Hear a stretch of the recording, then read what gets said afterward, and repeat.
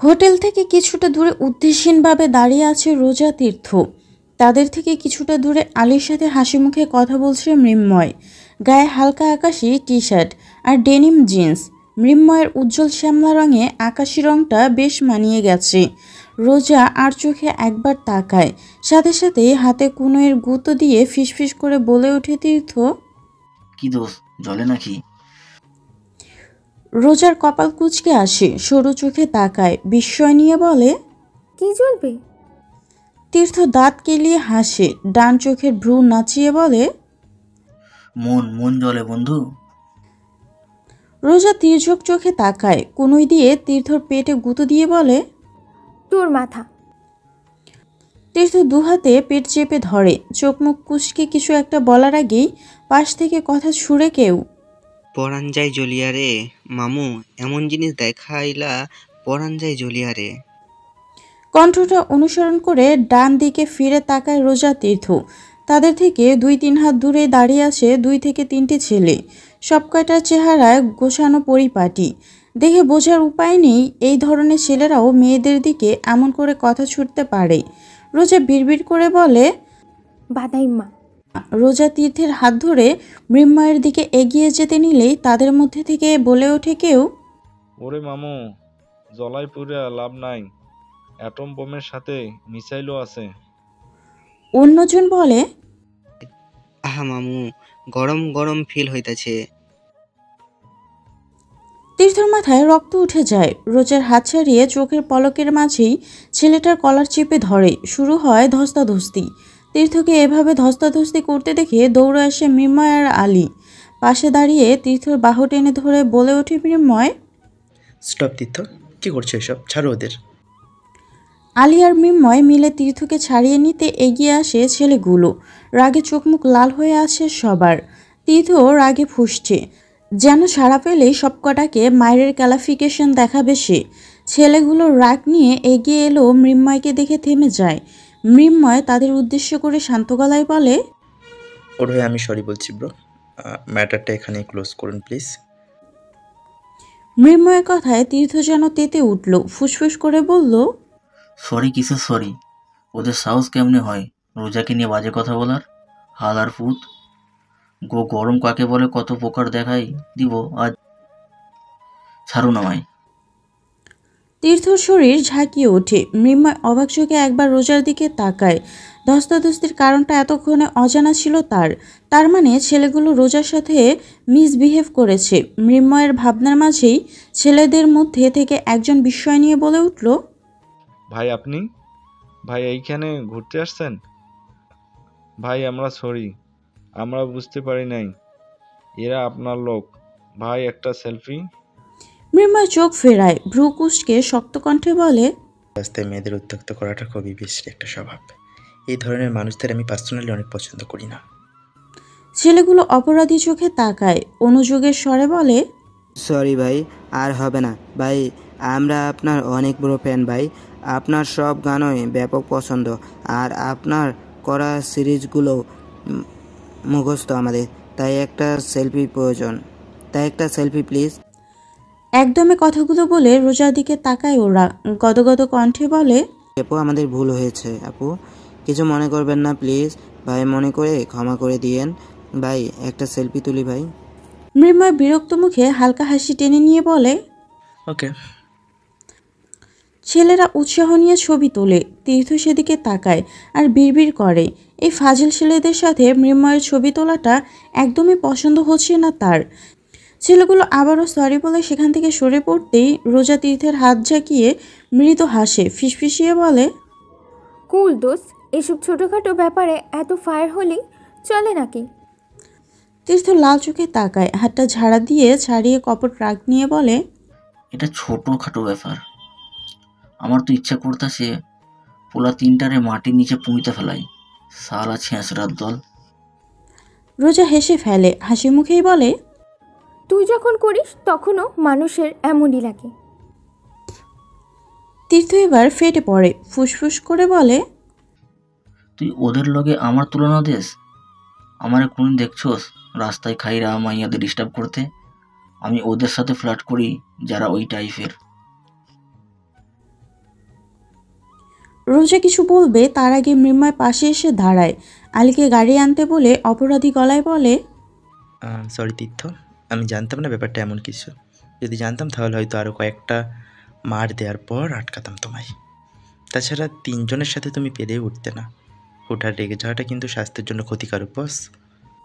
তীর্থ জবাব দেয় না। মৃন্ময় হেসে বলে, আচ্ছা চলো 7 রঙের চা খেয়ে আসি, তাতে যদি রাগ কমে তোমার। কি যাবে?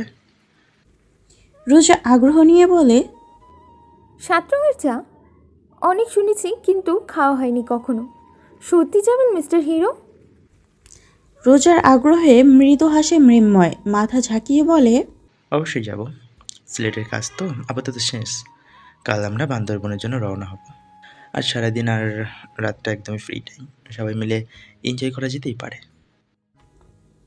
রোজা খুশিতে লাফিয়ে ওঠে। তীর্থের দিকে দাঁত কেলিয়ে তাকিয়ে বলে, মন খারাপ করিস না দোস্ত, 2 দিন তোর জন্য সব মাফ। চালিয়ে যা ফ্ল্যাটিং। আমি নিজে তোর জন্য সুন্দর সুন্দর মেয়ে খুঁজে দেব, তাও রাগ করে থাকিস না প্লিজ প্লিজ। রোজা ঘাড় হেলিয়ে চোখ পিটপিট করে তাকায়। তীর্থ আর চোখে রোজাকে দেখে নিয়ে অন্যদিকে তাকায়, যার অর্থ তার রাগ কমবে না। রোজা তীর্থের পিঠে চাপড়ে বলে, তোকে ডাবল 7 রঙের চা খাওয়াবো আজ। পছন্দ হলো না অফার? আচ্ছা তাহলে হ্যাঁ, আমি সুন্দর 7 ননদ দেখে বিয়ে করব, আর তাদের সাথে ফ্লার্ট করার ফ্রি পারমিট দিমু তোরে। এখন হ্যাপি? রোজার কথায় হো হো করে হেসে ওঠে মৃন্ময়। মৃন্ময়ের হাসির আওয়াজে চমকে তাকায় রোজা। আজকে প্রথম মৃন্ময় শব্দযুক্ত হাসি শুনেছে সে। রোজার ধারণা ছিল মৃন্ময় শব্দ করে হাসতেই জানে না, কিন্তু তার ধারণা ভুল। এই ছেলে সবই জানে, শুধু কাউকে জানতে দেয় না। রোজার চমকিত দৃষ্টি ধীরে ধীরে মুগ্ধতায় পরিণত হয়। ঠোঁটে ফুটে ওঠে স্নিগ্ধ হাসি। কি ব্যাপার, গাড়ি থেকে নামছো না কেন? গাড়িতে থাকারই প্ল্যান আছে নাকি তোমার? আরও ভেতরে ভেতরে ফুঁসতে থাকে। রাফিন এবার ধমকে ওঠে। আরও রাগ নিয়ে থাকলেও অবাধ্য হওয়ার সাহস করে উঠতে পারে না। গাড়ি থেকে নেমে গাড়ির দরজাটা খুব জোরে বন্ধ করে। রাফিন ভ্রুকুচকে তাকায়, খানিক নীরব থেকে বলে, ভেতরে চলো। রাফিনকে অনুসরণ করে বাড়ির ভিতরে ঢুকে আরু। রাফিন বাড়িতে ঢুকতে কয়েকজন লোক সিরিয়ালি দাঁড়ায়। সবাই কাজের লোক, গোছালো মানুষ, তবুও কাপড় চোপড় পরিষ্কার ঝকঝকে। এদের মধ্যে একজন শুধু মধ্যবয়স্ক মহিলা, আর সবাই পুরুষ। রাফিন মহিলাটিকে উদ্দেশ্য করে বলে, বুয়া, ও হচ্ছে আরু, আমার বউ। ওর যেন কোনো সমস্যা না হয় তা দেখার দায়িত্ব আপনার। খাওয়া দাওয়া থেকে শুরু করে মেইলি প্রয়োজনে ওকে সাহায্য করবেন আপনি। জায়গাটা ওর জন্য সম্পূর্ণই নতুন। মহিলাটি মাথা নাড়ায়, মৃদু গলায় বলে, জি আচ্ছা। রাফিন এবার সোফায় গিয়ে বসে, শরীরটা এলিয়ে দিয়ে আরুর দিকে তাকায়, শান্ত গলায় বলে, দাঁড়িয়ে আছো কেন? বসো বসো না। আরু বসে না। রাফিন বলে, বসতে ইচ্ছে না করলে দাঁড়িয়েই থাকো, ইচ্ছের উপর কোনো কথা নেই। দেখো আরু, উপরের তলার 2 নম্বর রুমটি তোমার, আর তার পাশের রুমটি আমার। এখানে থাকতে কোনো রকম অসুবিধাই হবে না তোমার।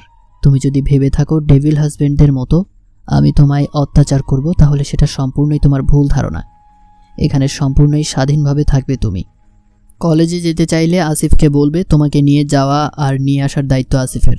কলেজে না গেলেও সমস্যা নেই, সন্ধ্যার মধ্যে কলেজ নোটস হাতে পেয়ে যাবে তুমি। কোনো কিছুর প্রয়োজন হলে আসিফকে বলবে, আসিফ অ্যারেঞ্জ করে দিবে। কি খাবে, কি পরবে, কিভাবে থাকবে, সব কিছুই তোমার ইচ্ছের উপর ডিপেন্ড করবে। কিন্তু 2টো কাজ একদমই করবে না। 1, তোমার ফ্যামিলির সাথে যোগাযোগ, আর 2, আমার ব্যাপারে অযথা খবরদারি। 1 নম্বর কাজটা করলে তোমাকে কিছুই করব না আমি, কিন্তু তাদের সাথে যোগাযোগ করার কয়েক মিনিট পর তারা আর দুনিয়াতে থাকতে পারবে বলে মনে হয় না আমার। আরু সরু চোখে তাকায়, পাশে সোফায় বসে পড়ে মাথা নিচু করে। রাফিন আবারও বলে, আমার জন্য বিয়ে করা বা না করা দুটোই সমান আরু। সো বিয়ে নিয়ে এত চিন্তা করতে হবে না তোমার। তোমার বয়ফ্রেন্ড থাকলে আমায় জানাতে পারো, বা যে কোনো ছেলেকে চুজ করতে পারো। আমি নিজ দায়িত্বে তোমাদের বিয়ের ব্যবস্থা করে দিব, কিন্তু বিয়ের আগে তার সাথে ঘুরে বেড়ানো চলবে না। যেহেতু আপাতত তুমি আমার ওয়াইফ, সো আমার বিহেভিয়ার সম্পর্কে কিছু জানা থাকা উচিত তোমার। এটুকু বলে থামে রাফিন। সোজা হয়ে বসে সরাসরি আরুর দিকে তাকিয়ে বলে, তোমার বর ফিল্মের মাফিয়া হিরোদের মতো নয় আরু। মাফিয়ারা এত ভালো হয় না। আমার মধ্যে সব খারাপ গুণ আছে। আমি ড্রিঙ্কস করি, স্মোক করি, মেয়েদের সাথেও টাইম স্পেন্ড করি, মার্ডার, কিডন্যাপিং সবই করি। তবে একদিকে কমতি আছে আমার, আর তা হলো আমি মেয়েদেরকে অসম্মান করতে পারি না। আর ভদ্রঘরের মেয়ের সাথে অকারণে কথাও বলি না আমি। এই জীবনে দুজন ভালো মেয়ের সাথে অযথা কথা বলেছি, তার মধ্যে একজন তুমি, অন্যজন রোজা। রাফিন দীর্ঘশ্বাস ফেলে, বাম হাতে ঘাড় ঘষতে ঘষতে বলে, আমার বাবা খুবই ভালো মানুষদের কাতারে ছিলেন। মেয়েদের প্রতি শ্রদ্ধাটা তার বাড়াবাড়ি রকমের ছিল। তাই এই পচে যাওয়া মনটাতেও মেয়েদের অসম্মানটা সহ্য হয় না। এই বাজে অভ্যাসটাই আমি নিজেও বিরক্ত। এছাড়া বাকি সব ধরনের খারাপ কাজই করি আমি, এভরিথিং। আমার নামে কিছু এতিমখানা আর বৃদ্ধাশ্রম আছে, কিন্তু ওগুলোর প্রতি মমত্ববোধ একদমই নেই আমার। আমি শুধু টাকাই দেই, আর কিছুই করি না। এদেরকে দেখলেই বিরক্ত লাগে আমার। মনে হয় শুধু শুধু দুনিয়ার বোঝা হয়ে আছে তারা। তবুও জমিয়ে রেখেছি, কারণ থাক সেসব কথা। জার্নি করে এসেছো, রুমে যাও, ফ্রেশ হও। আমার খোঁজ তুমি নিবে না জানি, আর নেওয়ার প্রয়োজনটাও নেই। বিরক্ত জিনিসটাও বিরক্তিকর লাগে আমার। তাই আশেপাশে ঘুরঘুর করে অযথা বিরক্ত করবে না আমায়। আর অযথা টেনশন করারও কারণ নেই। তুমি উল্টাপাল্টা কিছু না করলে তোমার ফ্যামিলির কোনো ক্ষতি করব না আমি। এবার যাও। জুয়েল, তোর ভাবিকে রুম দেখিয়ে দে। আরও উঠে দাঁড়ায়, গোপনে দীর্ঘশ্বাস ফেলে সিঁড়ির দিকে হাঁটা দেয়। গাড়িতে বসে বসে কত কিছু প্ল্যান করেছিল সে। রাফিন তাকে টর্চার করবে, আর সে শক্ত থেকে উচিত জবাব দিবে। অথচ সবই যেন উল্টো হয়ে গেল। অত্যাচারের জায়গায় একরাশ স্বাধীনতা ছুড়ে দিয়ে ওকে বেকুব বানিয়ে দিল রাফিন। কি অদ্ভুত! আরও কয়েক সিঁড়ি ডেঙোতেই আসিফকে উদ্দেশ্য করে বলে উঠল রাফিন, রোজাদের খবর পেয়েছিস? কাহিনীটা কি আসলে? চট্টগ্রামের ট্রেনে বসে আছে রোজা, মৃন্ময় আর তীর্থ। ট্রেনে চট্টগ্রাম পৌঁছে সেখান থেকে গাড়ি করে বান্দরবান পৌঁছানোর প্ল্যান তাদের। তীর্থের হাতে পানির বোতল। কিছুক্ষণ পরপর ঢকঢক করে পানি গিলছে সে। রোজা জানালার পাশে বসে ট্রেনের সাথে সাথে ছুটে চলা গাছপালা দেখতে ব্যস্ত। মৃন্ময় কানে হেডফোন লাগিয়ে চোখ বুজে গান শুনছে। তীর্থের কাছুমাছু ভাব দেখে চোখ মেলে তাকালো মৃন্ময়। ভ্রুকুচকে তীর্থকে দেখে নিয়ে বলল, কোনো সমস্যা তীর্থ? তোমাকে এমন রেস্টলেস লাগছে কেন? তীর্থ উত্তর না দিয়ে এক নিঃশ্বাসে বোতলের পানিটুকু শেষ করলো। রোজা মুচকি হেসে চুলগুলো হাত খোপা করতে করতে বলল, ওর কোনো সমস্যা নেই নায়ক সাহেব, সমস্যাটা হলো ওর গার্লফ্রেন্ডের। মৃন্ময়ের কুচকানো ভ্রু আরও খানিকটা কুচকে গেল। মানে? রোজা দাঁত বের করে হাসলো, ঠোঁট টিপে হাসি থামিয়ে বলল, মালিহার কাল রাত থেকে জ্বর, তাই এমন অস্থির অস্থির লাগছে ওকে। যতক্ষণ না পর্যন্ত মালিহা নিজে ফোন দিয়ে বলবে তার জ্বর কমেছে, ততক্ষণ পর্যন্ত ওর মুখের অবস্থা এমনই থাকবে। এটা প্রায় 2 বছর ধরে দেখে আসছি। খুবই স্বাভাবিক একটা ব্যাপার। মৃন্ময় বেশ অবাকই হলো। তীর্থের মতো একটা ছেলে গার্লফ্রেন্ডের সামান্য জ্বর হয়েছে বলে এমন রেস্টলেস হয়ে পড়েছে, ভাবতেই বিস্মিত হচ্ছে সে। রোজার সিটে পা তুলে আরাম করে বসলো। ট্রেনের সিটে গা এলিয়ে দিয়ে বলল, লাস্ট মুহূর্তে প্ল্যান চেঞ্জ করলেন কেন? কাল নীলকুণ্ঠিতে থাকাকালীন তো বলেছিলেন আমরা গাড়ি করে যাব, তাহলে হঠাৎ ট্রেনে কেন? মৃন্ময় হাসলো, জবাব না দিয়ে ফোনের স্ক্রিনে চোখ রাখলো। রোজা আবারও প্রশ্ন করল, আচ্ছা, বান্দরবান গিয়ে শ্যাম চাকে খুঁজে পেয়ে গেলে কি করব আমরা? মৃন্ময় মুখ তুলে তাকালো, স্বাভাবিক গলায় বলল, কিছুই করব না। তাকে বাবার কথা জিজ্ঞেস করব। সে কোনো ক্লু দিতে পারলে সেই অনুযায়ী নেক্সট টার্গেট ফিক্সড করব। আমাদের উদ্দেশ্যটা শুধু বাবার হঠাৎ গায়েব হওয়ার কারণটা জানা, আর কিছু না। ও। আবারও নীরবতা ঘিরে ধরলো তাদের। ট্রেনের ঝকঝক শব্দের সাথে পাল্লা দিয়ে বাতাসে শাঁসা শব্দ ছাড়া আর কোনো শব্দই কানে আসছে না তাদের। মৃন্ময়ের অচেতন মন রোজার সাথে কথা বলতে চাইছে, কাছাকাছি আসতে চাইছে, কিন্তু সেই ইচ্ছেটাকে বিন্দুমাত্র পাত্তা দিচ্ছে না মৃন্ময়। রোজাকে পছন্দ করলেও তার কাছাকাছি যেতে নারাজ সে। তার মতে পছন্দ করলেই যে পেতে হবে এমন কোনো কথা নেই। তাছাড়া মৃন্ময় আর রোজার লাইফস্টাইল ভিন্ন, দুজন আলাদা দুটো জগতে বসবাস করে এসছে সেই ছোট থেকে। মৃন্ময় যেমন হঠাৎ করে সেই জগৎ থেকে বেরিয়ে আসতে পারবে না, ঠিক তেমনই উড়ন্ত রোজাও মৃন্ময়ের বন্দি জগতে খাপ খাওয়াতে পারবে না। এসব কারণে রোজাকে নিজের সাথে জড়াতে চায় না মৃন্ময়। মৃন্ময়ের ভাবনার মাঝে প্রশ্ন করল রোজা, আচ্ছা, এই খুইসাপাড়াটা কোথায়? বান্দরবানের পাশেই? মৃন্ময় জবাব দেওয়ার আগেই বলে উঠল তীর্থ, আরে না, বান্দরবান থেকে থানচি যেতে হবে। থানচি থেকে সাঙ্গু নদী পার হয়ে 17 কিলোমিটার হাঁটার পর থুইসাপাড়া, ধরতে গেলে অনেক দূর। রোজা চোখ দুটো যেন চিকচিক করে উঠল, কৌতূহলী গলায় বলল, ওয়াও, অ্যাডভেঞ্চার টাইপ। আচ্ছা, থুইসাপাড়াটা কি পাহাড়ের ওপর? আমাদের কি পাহাড়ে উঠতে হবে? ট্রেকিং করতে হবে? মৃন্ময় মৃদু হেসে বলল, অনেকটা এমনই মিস রোজা। থুইসাপাড়া থেকে 3টা পাহাড়ের গা বেয়ে উঠে আবারও নামতে হবে, তার মধ্যে 2টো পাহাড় শেষ বড়। রোজা ভ্রু কুঁচকে বলল, আপনি এত কিছু কি করে জানেন?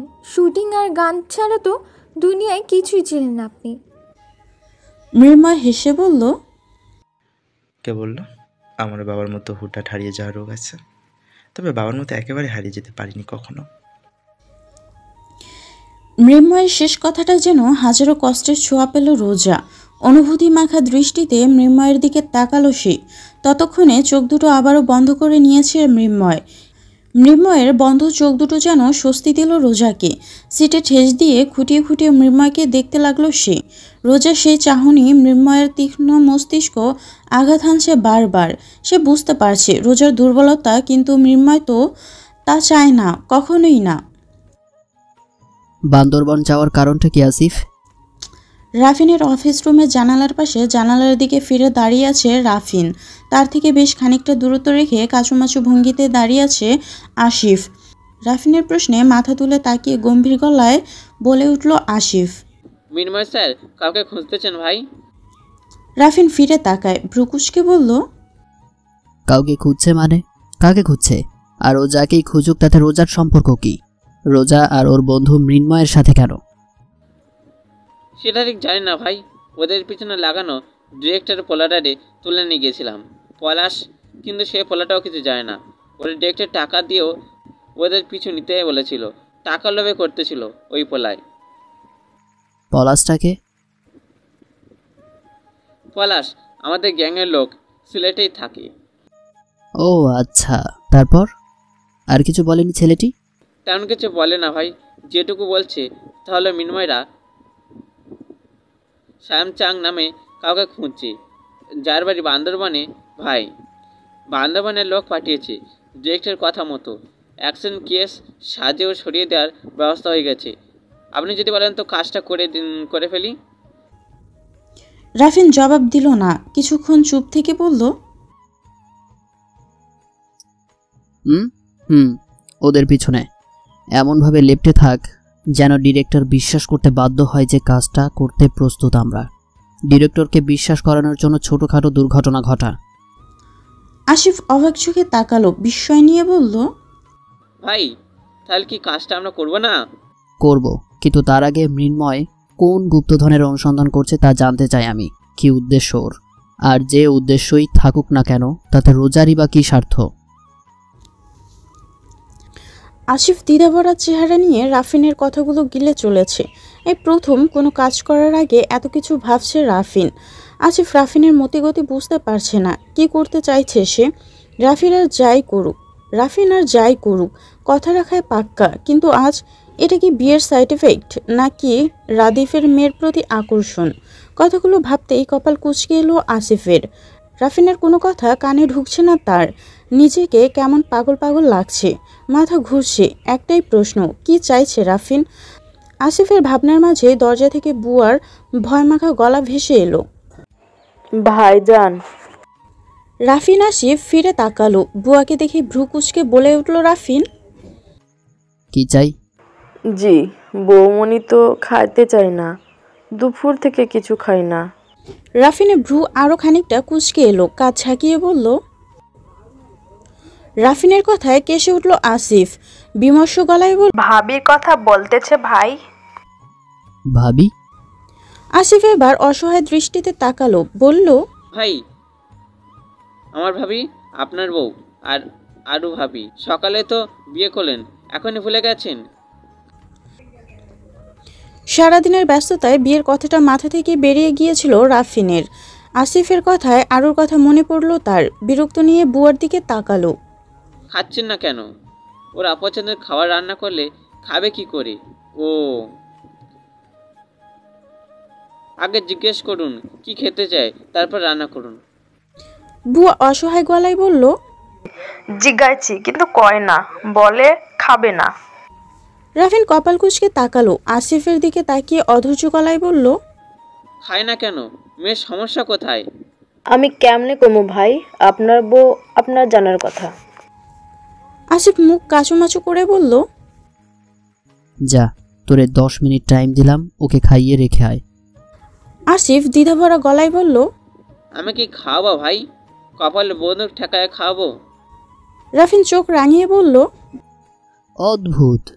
এই, তোর ভাবি হয় না আরু? আমার বউয়ের মাথায় বন্দুক ঠেকাবি তুই?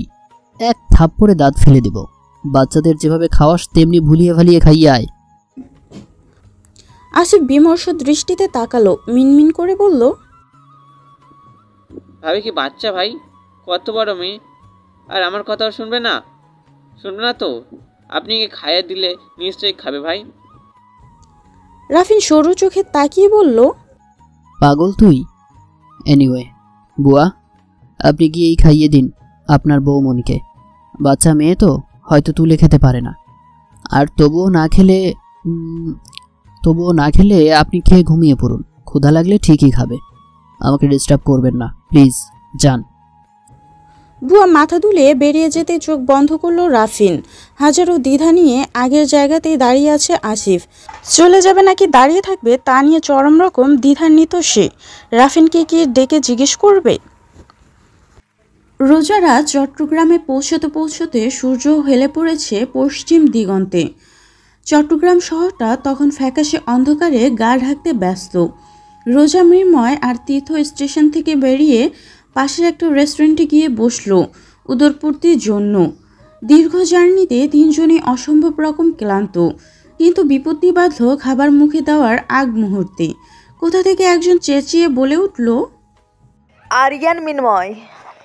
মৃন্ময় সচেতন চোখে তাকিয়ে নিজেকে আড়াল করার শেষ চেষ্টা চালালো, কিন্তু ততক্ষণে রেস্টুরেন্টের আগ্রহী জনতার প্রধান আগ্রহের বিষয় হয়ে উঠেছে সে। একজন দুজন করে ক্রমেই ভিড় বাড়তে লাগলো।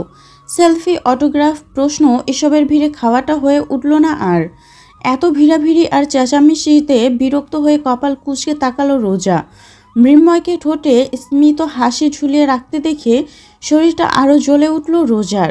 আচ্ছা, এটা কি কোনো জীবন হতে পারে যে জীবনে মন খুলে চলা যায় না, খাওয়া যায় না, মন ভরে শ্বাস নেওয়া যায় না, এমনকি বিরক্ত হয়ে চিল্লানোও যায় না? সে জীবনকে কি আদৌ জীবন বলে? মৃন্ময়কে এই মুহূর্তে চিড়িয়াখানার কোনো এক্সপেন্সিভ জীব বলে মনে হচ্ছে রোজার। রাগ, বিরক্তি আর ক্ষুধার ডান হাতে কপাল চেপে ধরল রোজা। বিড়বিড় করে বলল, ইম্পসিবল, এইভাবে বাঁচা জাস্ট ইম্পসিবল। রোজার কথা তীর্থের কানে যেতেই অসহায় দৃষ্টিতে তাকালো সে। খাবারের দিকে ইশারা করে ফিসফিস করে বলল, দোস্ত, খাবারগুলো আমার দিকে কেমন প্রেম প্রেম নজরে তাকিয়ে আছে দেখছিস? আমি এবার খাইতে না পাইলে ডাইরেক্ট আকাশে উঠে যাবো দোস্ত। একদম আল্লাহ পেয়ারা শালার কপাল। তীর্থের ফিসফিসানির জবাব না দিয়ে দাঁতের দাঁত চেপে বসে রইল রোজা। টেবিলে রাখা কাচের গ্লাসগুলো ছুঁড়ে মেরে মৃন্ময়ের প্রতিটি ফ্যানের মাথা ফাটিয়ে দিতে ইচ্ছে করছে তার। রিডিকিউলার্স। মৃন্ময় হয়তো রোজার অস্বস্তিটা বুঝতে পারল। হঠাৎই উঠে দাঁড়িয়ে তীর্থ রোজাকে ইশারা করে বেরিয়ে যেতে বলল। নিজেও স্মিত হেসে ভিড় ঠেলে বেরিয়ে এলো বাইরে। বিরক্তিতে চোখ কান লাল হয়ে আছে রোজার। দেখতে পুরো খ্যাপা বাঘিনীর মতো লাগছে তাকে। মৃন্ময় দ্রুত ফোন বের করে সোহেলকে ফোন লাগালো। দুবারের মাথায় ফোন তুলতেই রাগ চেপে ধরে বলে উঠল মৃন্ময়, স্টুপিড, ঠিক টাইমে ফোন রিসিভ করতে পারো না তুমি? সোহেল মুখ কাচুমাচু করে বলল, সরি স্যার। তোমার সরি তোমার কাছে রাখো। বান্দরবনে যাওয়ার জন্য যে গাড়ি ঠিক করেছিলে তার ড্রাইভারকে ফোন দিয়ে 5 মিনিটের মধ্যে স্টেশনের পাশে রেস্টুরেন্টের সামনে দাঁড়াতে বলো। ফ্যানেদের মাঝে ফেঁসে গেছে, কুইক। সোহেল হন্তদন্ত হয়ে বলল, ওকে স্যার। মৃন্ময় ফোন কাটার আগে আবারও ভিড়ের মাঝে পড়ে গেল ওরা। এমন ভিড় আর হট্টগোল রোজার শ্বাস বন্ধ হয়ে আসার উপক্রম। কিছুক্ষণ এই দমবন্ধকর অবস্থা চলার কাঙ্ক্ষিত গাড়ি দেখা মিলল তাদের। কোনো রকম গাড়িতে উঠে হাফ ছেড়ে বাঁচল ওরা। গাড়ি স্টার্ট দেওয়ার পর রোজা প্রথম যে কথাটা বলল তা হলো, কিভাবে সহ্য করেন আপনি? এটা কি আসলেই জীবন নাকি সার্কাস? রোজার কথায় মৃদু হাসল মৃন্ময়। হাসি মুখে বলল, আমার অভ্যেস আছে মিস রোজা। যখন থেকে বুঝতে শিখেছি তখন থেকে এমন লাইফ স্পেন্ড করতেই অভ্যস্ত আমি। রোজা সিটে গা এলিয়ে ক্লান্ত গলায় বলল, রেডিকুলাস। এমন লাইফ স্পেন্ড করার চেয়ে সুইসাইড করাটা বেশি পছন্দের হতো আমার। মৃন্ময় গোপনে দীর্ঘশ্বাস ফেলল। সে জানে রোজা পারবে না, তাই সে রোজাকে চাইবে না। ছোটবেলা থেকে চাওয়া মাত্রই সব কিছু হাতের নাগালে পেয়েছে মৃন্ময়। হয়তো এবারে চাওয়াটাও চাইলে পূরণ করতে পারবে সে, কিন্তু চাইবে না। এই চাওয়াটা অন্যায়। রোজাকে নিজের সাথে জড়ালে রোজা মুচড়ে পড়বে। তার সজীবতা, লাবণ্যতা সব কিছু হারিয়ে যাবে। তা কিছুতেই হতে দিতে পারে না মৃন্ময়। যে টোল হাসিতে বরাবরই আটকে যায়, সেই হাসিটা যদি হারিয়ে যায় তাহলে রোজাকে পেয়েই বা কী লাভ? নিজের সুখের চেয়ে রোজার ভালো থাকাটাই কি বেশি কাম্য হওয়া উচিত নয়? ভালোবাসলে ভালো থাকতে শেখার আগে ভালো রাখতে শিখতে হয়। মৃন্ময় আবারও দীর্ঘশ্বাস ফেলে সিটে গা এলিয়ে দিয়ে নিজেকে বোঝায়, সবার জীবনে একটা না পাওয়া থাকতে হয়। সে না পাওয়াটাকে বিভিন্নভাবে পাওয়ার আকুতি নিয়ে সারাটা জীবন বাঁচতে হয়। অবসর বিকেলে সেই না পাওয়াটাকে নিয়েই ঘণ্টাময় ভাবতে হয়। এই না পাওয়াটাকে বুকে আগলে ধরে ভালোবাসার আগুনে জ্বলতে হয়। সব পাওয়ার মাঝে জীবনের সার্থকতা নেই। মাঝে মাঝে বেদনাময় দীর্ঘশ্বাসও ফেলতে হয়। মৃন্ময়ের ভাবনার মাঝে চেঁচিয়ে উঠল তীর্থ। তীর্থের চিৎকার কানে যেতেই চোখ মেলে তাকালো মৃন্ময়। ঘাড় ঘুরিয়ে তীর্থের দিকে ফিরতেই ফোনের স্ক্রিনে চোখ রেখে চোখ বড় বড় করে বলে উঠল তীর্থ, উত্তেরি, এই অল্প সময় সোশ্যাল মিডিয়ায় আপনার লোকেশন ভাইরাল হয়ে গেছে বস। গ্রুপে গ্রুপে আপনার পিক আর বিভিন্ন ধরনের ক্যাপশনে ভর্তি হয়ে গেছে ফেসবুকওয়ালা। মৃন্ময় শূন্য দৃষ্টিতে তাকালো। দুহাতে নিজের মুখ ঢেকে একটা গাঢ় নিঃশ্বাস নিয়ে সোহেলকে ফোন লাগালো সে। এবার প্রথমবারেই ফোন তুলল সোহেল। স্যার, ফেসবুকে তো নিউজ লিক হয়ে গেছে, টিভিতে। সোহেলকে থামিয়ে ক্লান্ত গলায় বলে উঠল মৃন্ময়, প্রেসদের বলে দাও ব্যস্ততা ছেলে ফ্রেন্ডদের টাইম দিতে ওদের সাথে ট্যুরে বেরিয়েছি আমি। সো এখানে আমাকে ফলো না করে আমাকে পার্সোনাল স্পেস দেয়া হোক, ওকে? আমি এখানে কোনো রকম ঝামেলা যাচ্ছি না সোহেল। আই হোপ তুমি হ্যান্ডেল করে নেবে। ইয়েস স্যার, আপনি এখন চিন্তা করবেন না। এর আগে যেহেতু পেরেছি, এবারও পারবো। Thank you. ফোন কেটে ড্রাইভারকে গাড়ি থামাতে বলল মৃন্ময়। হঠাৎ গাড়ি থেমে যাওয়ায় অবাক চোখে তাকালো রোজা। ভ্রুকুচকে বলল, গাড়ি থামালেন কেন? মৃন্ময় স্বাভাবিক গলায় বলল, ক্ষুদে পেয়েছে তীর্থ? আপনার না ক্ষুদে পেয়েছে? তীর্থ, এই রেস্টুরেন্ট থেকে কিছু খাবার প্যাক করে আনো। আমি আবার কোনো ঝামেলায় জড়াতে চাচ্ছি না, এমনিতেও অনেক লেট হয়ে গেছে। খাবারটা তীর্থ লাফিয়ে নেমে পড়ল। খুশিতে গদগদ কণ্ঠে বলল, পারবো। আপনি যে দয়া করে খাবারের কথা বলেছেন তাতেই আমি কৃতজ্ঞ বস। আমি এক্ষুনি খাবার নিয়ে আসছি, ওয়েট। মৃন্ময় হেসে নিজের ওয়ালেটটা এগিয়ে দিয়ে বলল। তীর্থ ইতস্তত গলায় বলল, আমার কাছে টাকা হবে, এটার দরকার নয়। তীর্থ দ্বিধাভরা চোখে একবার রোজার দিকে তাকালো, তারপর ওয়ালেটটা হাতে নিয়ে দ্রুত পায়ে রেস্টুরেন্টে ঢুকে গেল। নিয়াজ সাহেব, আপনি খুব ভালো করেই জানেন আমাকে ঠকানোটা খুব একটু ইজি নয়। অ্যামাউন্ট যত ফাইনাল হয়েছে তার থেকে 5% বেশি দিতে বাধ্য আপনি। বাংলাদেশ থেকে দুবাই গোল্ড ট্রান্সফার করতে গিয়ে আমার হাত থেকেও যে অনেক টাকা খসে যায় সেটাও তো ভাবতে হবে মিস্টার নওয়াজ। প্রতি চালান পাঠাতে সিভিল এভিয়েন্স, বিমান কর্মকর্তা ও রাজনৈতিক নেতাদের বড় অঙ্কের ঘুষ দিতে হয়। আপনার কি ধারণা সে টাকা এত সহজে ছেড়ে দেব? না, রাফিন চৌধুরী নিজেও পাওনা ছেড়ে দিতে শেখেনি আর শিখবেও না। Got it? রাফিনের কথার মাঝেই দরজায় টোকা পড়ল। রাফিন ভিডিও কনফারেন্স দুবাইয়ের এক ডিলারের সাথে গোল্ডেনের চালান নিয়ে মিটিং করছিল। এমন অসময়ে দরজায় করাঘাতে বিরক্তিতে কপাল কুঁচকে এলো তার। চুয়াল শক্ত করে আসিফের দিকে তাকাতেই দৌড়ে গিয়ে দরজা খুলল আসিফ। দরজার ওপাশে দাঁড়িয়েছিলেন বুয়া। বুয়াকে দেখে রাগটা মাথাচাড়া দিয়ে উঠল রাফিনের। নিজেকে শান্ত করার চেষ্টা করে ধমকে বলে উঠল সে, কি সমস্যা কি আপনার? বুয়া ভয়ে কেঁপে উঠে ভীত গলায় বলল, জি, অনেক চেষ্টা করেও বৌমনিকে খাওয়াতে পারি না ভাইজান। সারাদিন না খেয়ে থাকায় গ্যাস্ট্রিকের সমস্যা হইতেছে ওনার। এ পর্যন্ত 2 বার বমি করেছে। কি করুম এখন? রাফিন রেগে ল্যাপটপটাই ছুঁড়ে মারল ফ্লোরে। সাথে সাথেই এদিক ওদিক ছিটকে গেল ল্যাপটপের বিভিন্ন পার্ট। ঘটনার আকস্মিকতায় আসিফ আর বুয়া দুজনেই চমকে উঠল। রাফিন গর্জে বলে উঠল, আপনাকে বলেছি না ডিস্টার্ব করবেন না আমায়। কে খাচ্ছে আর কে খাচ্ছে না সেটাও আমার দেখতে হবে। শালার বিয়ে করেই মারাত্মক ভুল করেছি আমি। কথাটা শেষ করেই পাশের টেবিলটা লাথি দিয়ে উল্টে দিল রাফিন। আসিফ হন্তদন্ত হয়ে বলল, শান্ত হন ভাই। শান্তই হব এখন। চলো আমার সাথে। বুয়া, খাবার নিয়ে আসুন। বুয়া মাথা নেড়ে দ্রুত পায়ে নিচে নেমে গেল।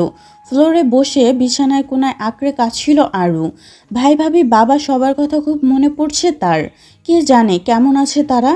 এই মুহূর্তে দৌড়ে ভাইয়ের বুকে ঝাঁপিয়ে পড়তে ইচ্ছে করছে আরুর, বাবার মাথায় হাত বুলিয়ে দিতে। ভাবির বকা শুনতে শুনতে এক গাদা ভাত গিলতে কতই না ইচ্ছে করছে তার। রাফিন কেন করছে এমন? আরু ওর ভাইয়ের কাছে যাবে। এই বিলাসবহুল ঘর নয়, তার ছোট্ট ঘরে শান্তিতে একদণ্ড ঘুমাবে। এমনটা কি কখনোই হতে দিবে না রাফিন? আরুর ভাবনার মাঝেই প্রচণ্ড শব্দে দরজা খুলতে ভেতরে ঢুকলো রাফিন। হঠাৎ শব্দে চমকে তাকালো আরু। রাফিনের রাগী চোখ দেখে ভয়ে কেঁপে উঠল সে। রাফিন মুখ দিয়ে জোরে নিঃশ্বাস ফেলে নিজেকে শান্ত করলো। ধীর পায়ে আরুর সামনে চেয়ার টেনে বসলো। বুয়াকে খাবারটা আরুর সামনে রাখতে ইশারা করে বলল, খাচ্ছ না কেন জানো? আরও জবাব দিল না। ভেতরে ভেতরে রাগে ফুঁসছে সে। কেউ যদি তাকে একটা সুযোগ দিত তাহলে সে গুলিতে গুলিতে ঝাঁঝরা করে দিত রাফিনের বুক। আরুকে চুপ করে থাকতে দেখে উঠে দাঁড়ালো রাফিন। আসিফকে উদ্দেশ্য করে বলল, সোনাপুকুর এই মুহূর্তে আমাদের গ্যাংয়ের কজন ছেলে আছে আসিফ? আসিফ ভেবে বলল, 5 জন ভাই। আচ্ছা, তাহলে এক কাজ কর, ঘড়িতে 5 মিনিটের টাইম সেট কর। এই 5 মিনিটে তোর ভাবি খাওয়া শেষ না করলে ওদেরকে ফোন দিয়ে বল আমার শ্বশুরের পায়ের একটা রগ যেন কেটে দিয়ে আসে। মেয়ের না খাওয়ার বদলে বাবার রক্ত। দারুণ না? আসিফ ঢোক গিলে একবার আরুর দিকে তাকিয়ে বলল, জি ভাই, দারুণ।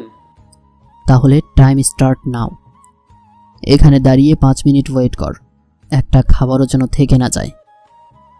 জি ভাই। রাফিনের কথায় চমকে উঠে আরু। একটা মানুষ এতটা হার্টলেস কি করে হতে পারে? নিজের চাওয়াটা আদায় করে নিতে যে কারো রক্ত ফেলতে হাত কাঁপে না তার। আরু 2-3টা ঢোক গিলে খাবারের প্লেটটা হাতে তুলে নিল। মুখ ভরে খাবার নিয়ে জীবনের বৃথা চেষ্টা চালাতে লাগলো। রাফিন বাঁকা হেসে বলল, গুড গার্ল। কাল থেকে টাইমলি না খেলে এমন কিছুই হবে। তোমার ভাবি তো প্রেগনেন্ট, তাই না? এবার ঢুকরে কেঁদে উঠল আরু। অসহায় দৃষ্টিতে রাফিনের দিকে তাকালো। সাথে সাথে গলায় খাবার আটকে কাশতে লাগলো সে। রাফিন শান্ত গলায় বলল, আসিফ, পানি দে। আসিফ পানি এগিয়ে দিতেই আরুর দিকে ঝুঁকে পানি এগিয়ে দিল রাফিন। আরু গ্লাসটা নিতেই আরুর মাথায় হাত রাখলো রাফিন। নরম গলায় বলল, কাঁদছো কেন? কথায় কথায় কান্না করা মেয়ে একদমই পছন্দ নয় আমার। আর এমন মরা কান্নার কারণটাই বা কি? সবই তো দিয়েছি তোমায়, আর কি চাও? আমি তোমার সাথে খারাপ বিহেভও করছি না, তাহলে এমন পাগলামোর কারণ কি? দেখো, আমি বিয়েটা মানি বা না মানি, তুমি আমার ওয়াইফ, আর আমি আমার স্ত্রীর গায়ে হাত উঠাতে চাই না। তাই ধৈর্যের পরীক্ষা নিও না। এই বাড়িটা তোমারও আরু। বাড়িটাকে নিজের মনে করে স্বাভাবিকভাবে থাকতে পারছো না কেন? তাছাড়া আমি আগেও বলেছি, তুমি ঠিকঠাক চললে তোমার ফ্যামিলিকেও টাচ করব না আমি। আমার সমস্যা তোমার ভাইয়ের সাথে, তোমার সাথে নয়। So moral of the story হলো, কাল থেকে গুড গার্লের মতো টাইমলি খাবে, ঘুমাবে, নয়তো you know what can I do. কথাটা বলে ডান চোখ টিপ দিয়ে রুম থেকে বেরিয়ে গেল রাফিন। আরু ফোলা চোখে এক দৃষ্টিতে তাকিয়ে রইল শুধু। রাফিন চোখের আড়াল হতে চোখ বুঝল আরু, সাথে সাথে গাল বেয়ে গড়িয়ে পড়ল জল। নিজের জীবনটাকে খুব ভারী লাগছে আরুর, খুব বেশি ভারী।